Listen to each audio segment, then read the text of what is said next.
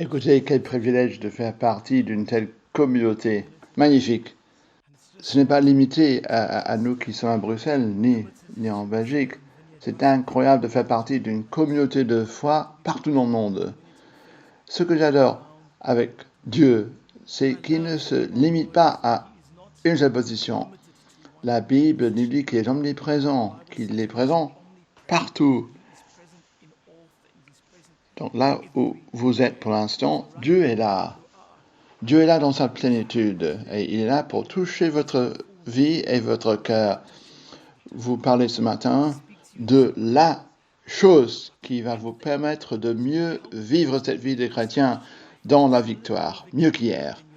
Aujourd'hui, je suis passionné de pouvoir partager la parole de Dieu avec vous, mais avant, j'ai eu le sentiment ce matin qu'il faut qu'on déclare sur nos vies que nous verrons une victoire. Il y a des moments où les nuages sont sombres, le tableau est noirci, on a l'impression que rien ne se passera comme on le voulait. Et l'extérieur affecte notre réalité intérieure. Mais Dieu veut calquer la vérité de sa parole sur votre paysage émotionnel ce matin. C'est une belle phrase. Il veut donc calquer la vérité qu'est sa parole en vous disant, je connais vos circonstances, ce que vous vivez, vos craintes, vos luttes, vos préoccupations. J'y étais chaque seconde, chaque minute, de chaque heure, de chaque jour. J'étais là avec vous. Même quand vous cheminez dans la vallée de l'ombre de la mort, ne craignez rien, je suis à vos côtés.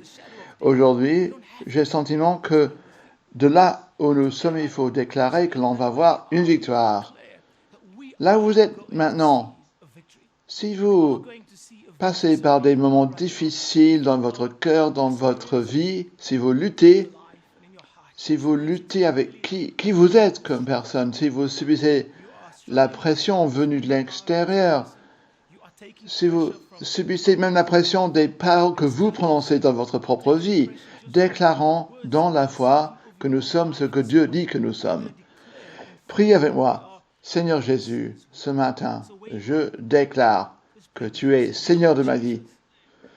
Je déclare, Père, que tu es exalté au-dessus de mes circonstances, au-dessus de ma situation. Et tu promets d'aller au-devant de moi et je ne serai pas ébranlé. Donc Seigneur, je t'en prie, chemine devant moi. Tu connais déjà mon avenir, donc je n'ai qu'à te suivre, parce que toi, tu es déjà à l'œuvre dans mon avenir. Merci Seigneur. Merci que ta parole nous promette que tu nous devances pour nous lisser les aspérités du chemin. Tu fais des chemins plans pour que mes pieds puissent cheminer facilement. Merci Seigneur, je te bénis d'avoir été dans mon passé, dans mon actualité et dans mon avenir. Je te bénis pour la grâce que tu verses dans ma vie aujourd'hui, Seigneur, pour que je vienne à bout, pour que je franchisse la rivière, pour que j'arrive à la rive. Et ce que se passe dans votre vie, Dieu va le transformer en bien. Et je déclare sur votre vie que les desseins maléfiques de l'ennemi, ce que l'ennemi destiné à vous détourner des fidélités de Dieu, ce matin, je déclare sur votre vie que rien ne peut empêcher le cheminement et l'œuvre de Dieu. Et alpha, oméga, début et fin.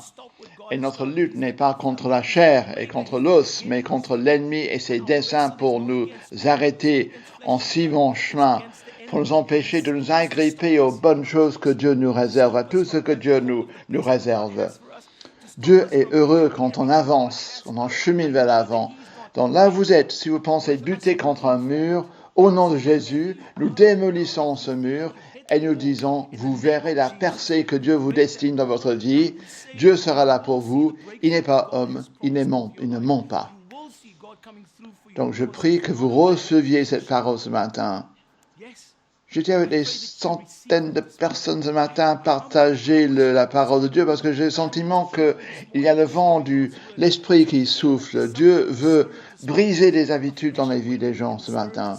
Je veux prier au nom de Jésus que là où vous êtes, vous permettiez au feu de l'Esprit Saint de brûler les scories, tout ce qui n'appartient pas dans votre vie, tout ce qui n'apporte pas de la gloire à Dieu, tout ce qui est un obstacle à votre cheminement aux côtés du Seigneur. Dieu dit, laisse-moi faire, je suis ton papa, ma grâce te suffit, rends-toi, lâche prise, et ma force sera parfaite dans votre faiblesse. Il suffit que vous lâchiez prise, que vous rendiez entre mes mains.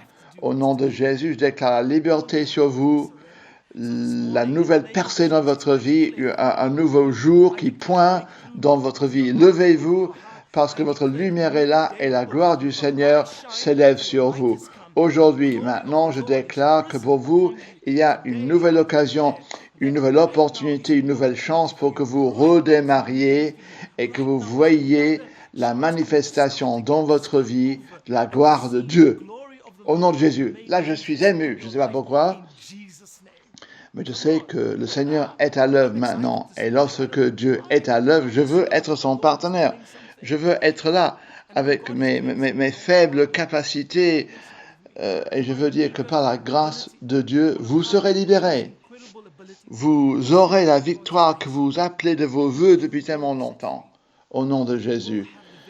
Donc ce matin, je veux poursuivre mon sermon en 3 parties sur la grâce. Mais avant de ce faire, je veux rapidement parler du fait que l'on ne se voit pas encore à l'église. Il y en a qui disent, écoutez, le gouvernement dit que pour le 8 juin, on peut revenir dans les églises et préparer cela. Mais je veux que vous sachiez qu'il y a toute une série de règles à respecter qu'on vient de recevoir.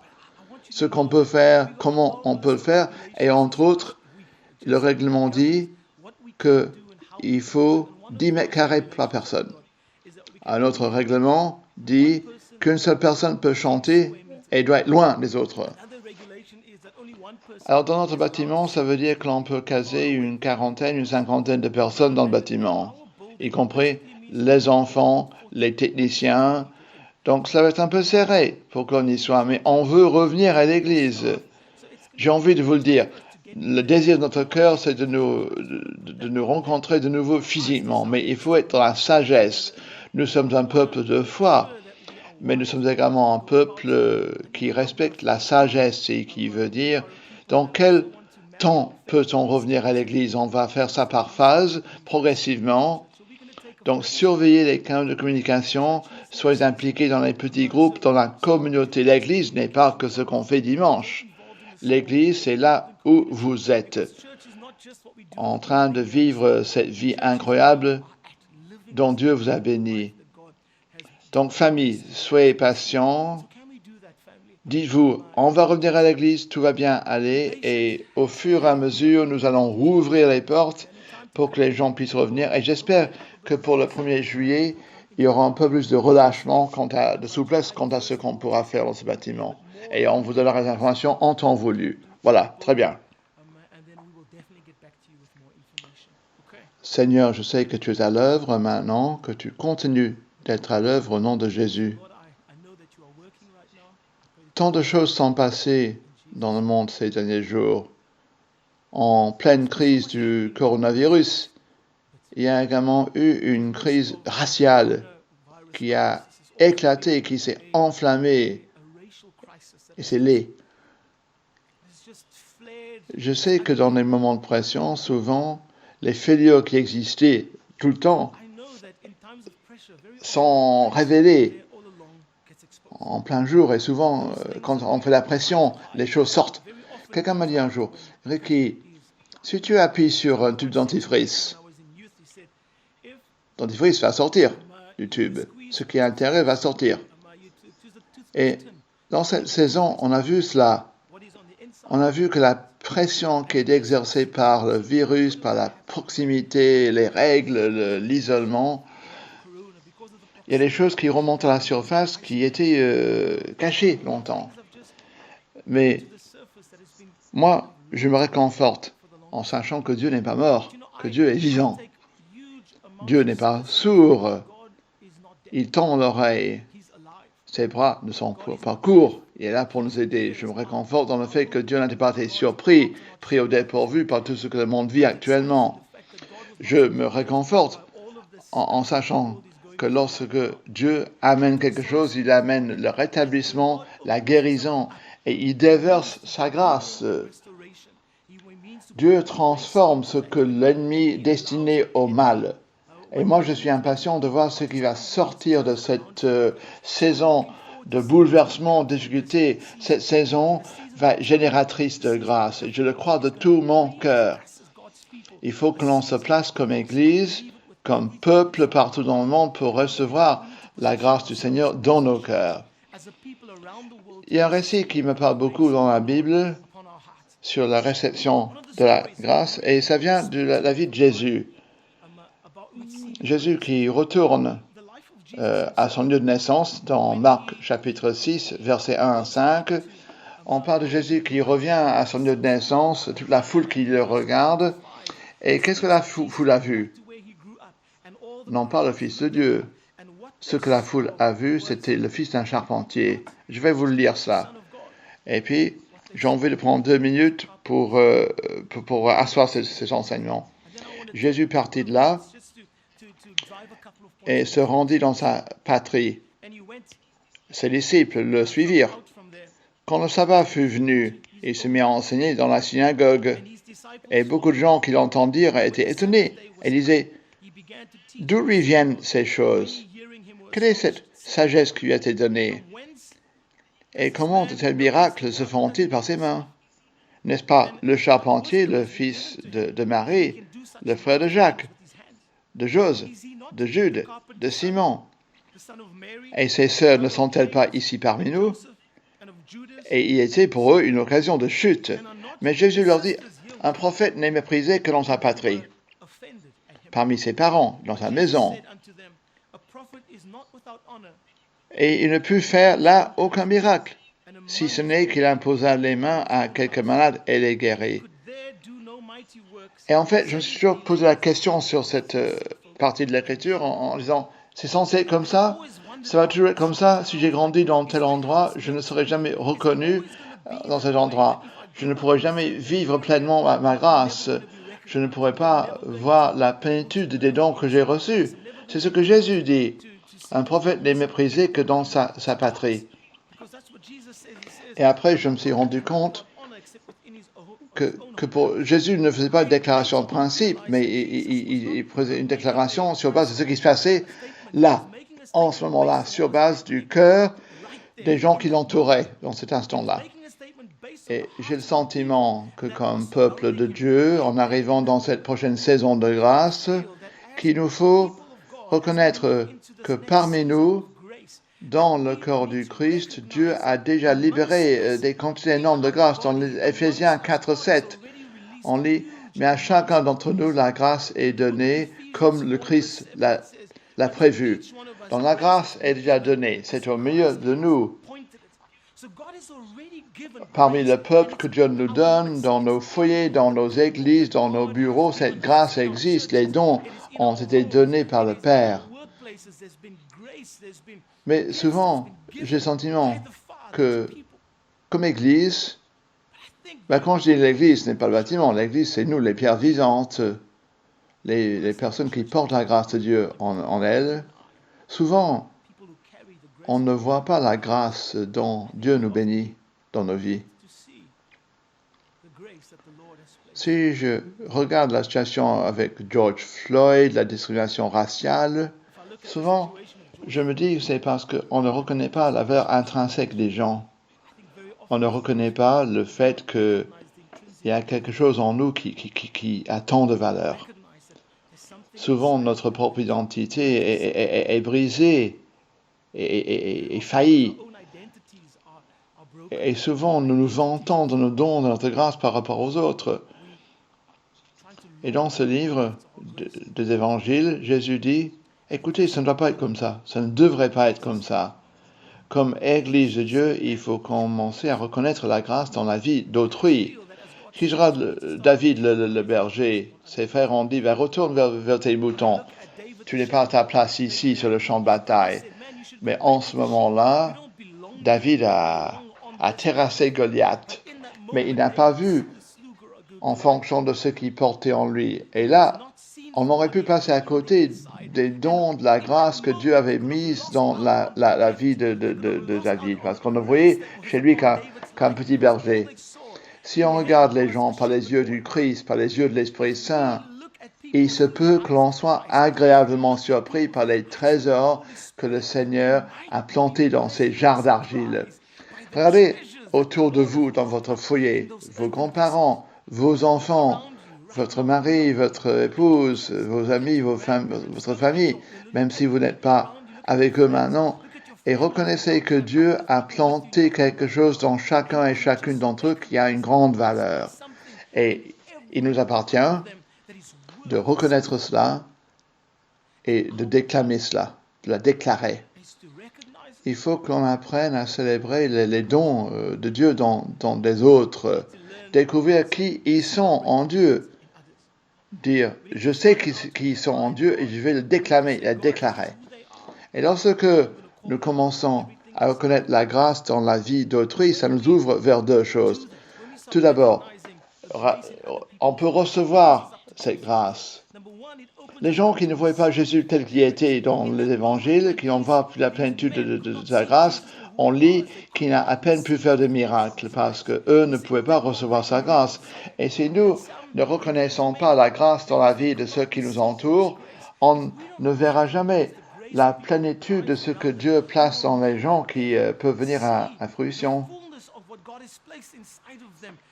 Parfois, j'ai le sentiment que comme Église, on essaie de contrôler, de gérer la grâce dans la vie des gens. Je me rappelle, en fait, j'étais à Masura.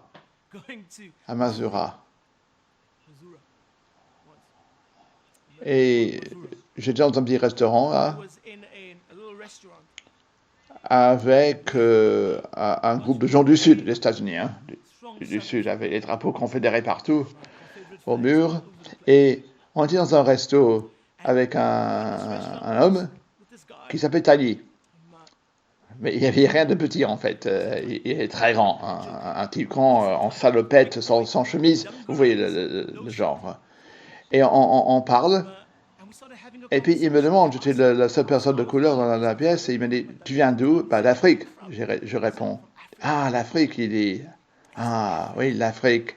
Écoutez, on a eu beaucoup d'Africains dans nos fermes. On les a amenés de leur pays, on les a habillés, vêtus, on leur a donné des emplois dans nos champs. Et en ce moment-là, je vous avoue, tout en moi s'est insurgé. Je voulais taper sur cette personne en raison de son point de vue si raciste envers l'esclavagisme et l'esclavage. Et son point de vue tellement étroit vis-à-vis de ce qui s'est passé dans son pays. J'étais pasteur et il y a un de mes copains qui me donne un coup de pied sur la table en disant « Calme, du calme, Ricky, ne réagis pas ». Et finalement, j'ai pu parler à Tiny ce jour-là. Et je me suis rendu compte que Tiny n'était pas un type mauvais. Il avait un point de vue tellement étroit sur le monde. Mais vraiment, une vision du monde tellement étroite. Il n'avait pas été exposé à la grâce qui se pose sur la vie d'autrui. Et souvent, dans nos relations, nous amenons cette vision très étroite. On essaie de mettre les gens dans des cases. Et on dit, toi, tu es comme cela, toi, tu es ceci, toi, tu es cela. Toi, tu es là-bas, tu es dans telle classe, tu es de telle orientation, tu portes ça en toi. Et on colle des étiquettes au dos des gens. Et si on fait cela, on ne peut jamais recevoir la grâce qui a été posée dans leur vie. Et j'ai le sentiment que le Seigneur veut abattre les cloisons, briser notre vision du monde qui est nôtre depuis tellement longtemps pour qu'on commence à reconnaître que la présence de Dieu, la puissance de Dieu, l'Esprit de Dieu est à l'œuvre dans la vie de tous, toutes et tous. Et qu'il est là pour amener le rétablissement, l'espoir, la guérison à une génération qui a estimé que son identité était bizarroïde, étrange. On peut aider dans les moments qui viennent.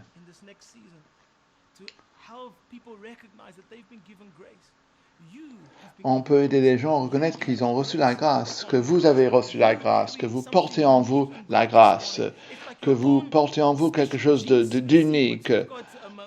C'est comme si vous avez votre propre séquence génomique dans votre vie.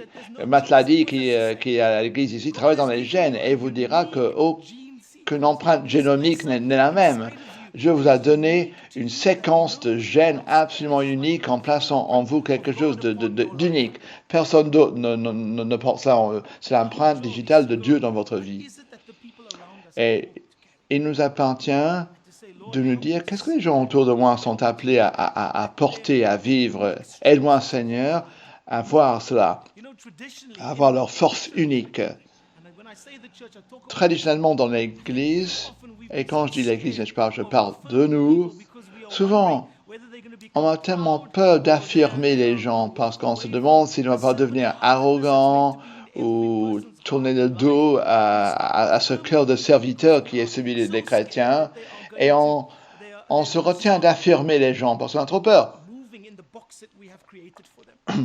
Trop peur qu'ils sortent de la case dans laquelle on les a mises. Et en tant que papa, je ne veux jamais retenir les louanges de mes enfants. À chaque fois que j'ai l'occasion de louer et chanter les louanges de mon fils, je vais le faire. Je vais dire, tu fais ça bien, bravo. Parce que mon affirmation ne le rend pas arrogant, mais cela affirme son identité et ce que Dieu a placé en lui. Il faut aller au-delà de ces cloisons qu'on a créées pour les gens et ces cases dans lesquelles on les place. Et quand on arrête d'essayer de contre la grâce dans la vie des gens, on verra le renouveau qu'on appelle de nos vœux. Et tellement souvent, les gens ne peuvent pas exposer et donner cette grâce et devenir ce que Dieu veut qu'ils deviennent. Ils sont coincés dans des cases ou derrière des cloisons, dans des boîtes. Il faut agir comme ceci, sinon ça ne rentre pas dans ma vision du monde. Et souvent, on essaie de contrôler les gens à distance. Mais par la grâce de Dieu, quand on permet aux gens d'être qui ils sont, quand on leur donne la liberté de découvrir ce que Dieu a placé en eux et de vivre toute la plénitude du don que Dieu a placé en leur vie, nous allons commencer que les choses vont changer dans nos villes, dans nos églises, dans nos communautés. Parce que les gens vont se lever et devenir tout ce que Dieu les appelle à être. Moi, j'adore la parole d'Écriture où on parle de la plénitude de Dieu. Maintenant, je mets mes notes de côté. Cette parole d'Écriture dit que la plénitude de Dieu vit à l'intérieur de vous. Toute la plénitude de ce qu'est Dieu vit en vous. Ça veut dire que Dieu vous a donné tout ce qu'il vous faut pour la vie, tout ce qu'il vous faut pour être saint, pour connaître le ciel. Tout cela est en vous. Parfois, j'ai l'impression que l'attente d'une expérience extérieure, c'est frustrant. Quand je regarde l'Église de Dieu, je me dis, on attend que Dieu se mette à l'œuvre de manière autonome. Mais il nous a tout donné déjà, il a tout placé dans nos cœurs déjà. Parfois, j'ai le sentiment que Dieu nous dit, écoute, plutôt que d'attendre que je me déplace, que je sois à l'œuvre, sois toi à l'œuvre, agis-toi. Puise dans ce qu'il y a en vous de surnaturel et faites quelque chose, vous, le dit Dieu. Parfois, on a tellement peur de sortir de qui nous sommes, de sortir de la barque, que l'on ne voit pas la grâce que Dieu a plantée en nous pour que cela vienne à fruition. Parce qu'on se bloque, on se rétrécit, on se limite et on dit Dieu, viens, sois à l'œuvre. J'adore la chanson qui dit voici Dieu est à l'œuvre maintenant. This is a mover. Dieu est déjà à l'œuvre dans ma vie, dans mon cœur. Je ne dois pas attendre le renouveau. Je suis renouvelé. Je porte ce renouveau en moi. À l'heure actuelle, je porte en moi la grâce de Dieu pour que je puisse amener d'autres dans ce que Dieu leur réserve de bon. Parfois, notre mentalité est tellement biaisée qu'on commence à regarder les gens par notre propre objectif biaisé et on ne les voit pas comme elles sont. On les sous-estime et on ne s'agrée pas à l'or que contient leur vie. Dieu nous dit là, viens à mon église, commence à voir les gens comme moi je les vois. Je n'ai jamais rien refusé de bon à vous. Là où vous êtes, je veux que vous sachiez aujourd'hui que Dieu ne vous retient, ne vous refuse rien. Tout ce qu'il faut pour la vie vous est déjà donné dans votre cœur, enfermé dans votre esprit maintenant. J'ai le sentiment que Dieu nous appelle comme Église à un lieu qui nous permet de reconnaître ce que Dieu a déjà fait pour nous. Il dit aux Juifs, vous êtes un peuple incrédule, vous cherchez des signes. Et tout le temps, on cherche des signes. Mais Dieu nous dit, le signe que je vous donne, c'est le signe de Jonas. Christ qui est rentré dans les entrailles des enfers, qui a pris les clés des cieux, et qui nous libère pour que nous en soyons étonnants. Il nous remet ces clés du paradis, les clés des cieux. Et parfois, j'ai le sentiment qu'on attend des signes, mais Dieu nous dit, les signes, vous les avez déjà. Je vous ai déjà tout donné. Maintenant, agissez-vous, soyez-vous à l'œuvre. Est-ce que nous, comme pasteurs, comme responsables, on peut commencer à reconnaître que Dieu a placé dans les gens autour de nous des choses étonnantes? Commençons à libérer cela, à aider les gens à reconnaître que l'identité, ce n'est pas dans ce que les gens disent d'eux, ce que les gens croient d'eux. Leur identité est en Christ Jésus. Je me rappelle, j'étais garçon, j'étais en fait préfet principal de l'église, m'occupé de la patrouille scolaire. Et la patrouille scolaire, c'était les gens qui se mettaient avec leur petit panneau pour aider les enfants à traverser la route. J'ai déjà vu ça en Belgique aussi. Et moi, j'étais en fait le patron de cette petite équipe. Et un jour, on y était dans la rue avec nos panneaux pour aider les gens à passer. Et il a plu. Et j'étais avec une bande d'amis, j'avais 13 ans. Et une fois que la sonnette avait sonné, on est tous mouillés jusqu'à l'os. Et un copain qui me dit, tu es le patron aujourd'hui, chef d'équipe. Mais si on est aussi mouillé que ça, les profs nous permettent de rentrer à la maison. Et moi, naïf, je dis, ok, rentrons à la maison. Donc ils ont tous attendu que moi je dise, oui c'est bon, en tant que chef d'équipe, allons-y, on rentre. Et puisque la grille était fermée, on a décidé d'escalader la grille. Voilà, on a fait cela. On escalade la grille, on sort, et puis je me suis rendu compte, ah non, tu as fait un gâchis là. Tu es le chef de la patrouille, tu es préfet-chef de l'église, tu as 12-13 ans. J'avais besoin de l'affirmation de mes amis, donc j'ai fait ce que mes amis m'ont poussé à faire. Ce jour-là, je rentre à la maison, je joue à des jeux vidéo, l'école appelle, est-ce que Ricky est là? Je réponds, je dis non, il n'est pas là, pas le Ricky. Et puis, le lendemain, normalement, je devais retourner à l'école. Donc, j'ai fait semblant d'avoir des crampes d'estomac, parce que j'avais peur de rentrer à l'école. Et puis, le proviseur m'appelle quand je rentre à l'école, il m'appelle dans son bureau. C'est un jour que je n'oublierai jamais. Il y avait un des profs qui était à côté de lui dans son bureau. Et ce jour-là, ils m'ont passé un savon. Mais j'aurais jamais cru cela. J'avais que 12-13 ans. Mais je suis passé. Ils m'ont dit, on est déçus de toi, tu ne compteras jamais dans la vie, on t'a donné tous ces grâces, tous ces dons, et regarde ce que ça m'a fait. Il y avait notre enfant qui venait d'une famille mieux que la mienne, en fait, et qui était deuxième dans la liste, et moi je suis devenu préfet-chef de toute l'école. Et ils m'ont dit, écoute, tu nous as déçus. Et je sors de cette rencontre, ma maman étant malade, elle n'était pas là à ce moment-là. Donc, elle n'était pas là pour moi. Et je suis sorti de cette rencontre avec le proviseur en me disant, je ne veux rien, je n'ai pas ce qu'il faut. Ils m'ont enlevé mes galons en tant que chef de la patrouille. Ils m'ont pris mon badge devant tout le monde en disant, tu ne seras plus préfet de l'école. Et en cet instant, il y a eu tant de paroles prononcées sur ma vie qui ont donné le ton pour les 5 ans à venir de ma vie. J'ai arrêté d'être excellent étudiant. Jusque-là, j'avais toujours des notes magnifiques. J'étais le premier de ma classe à chaque fois. Et puis, je me suis dit seulement, je ne fais plus ça. Je vais maintenant me mettre en retrait. Donc, je me mets en retrait pendant 5 ans. J'étais là, derrière. Et tout le monde était étonné parce que normalement, je réussissais tout brillamment, haut la main. Et puis, je me suis dit, tu ne mets pas la tête au-dessus du parapet parce que ça coûte trop cher. Donc, tout m'a été enlevé. Et je commençais à croire des choses de moi.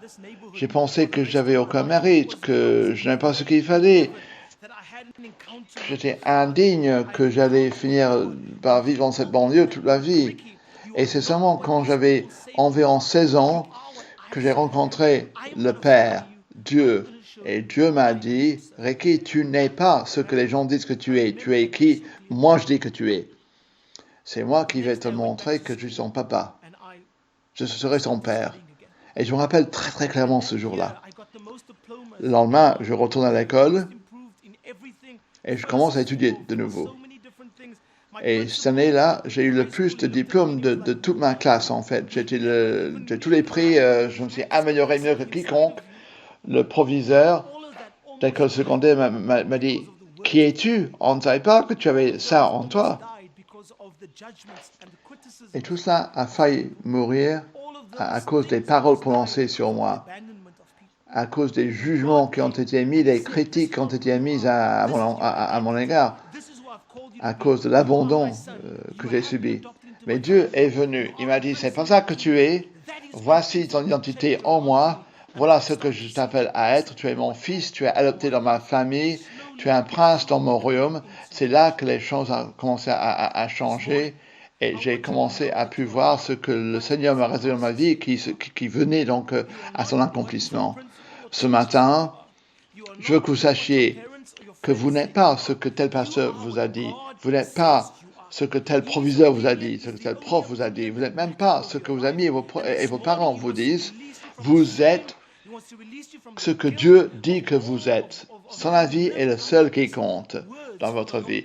Et ce matin, il veut vous libérer de la culpabilité, de la honte que vous ressentez d'avoir été victime de ces paroles. Et il veut vous libérer pour que vous viviez sa grâce et sa plénitude en vous, pour que vous l'externalisiez dans le monde extérieur.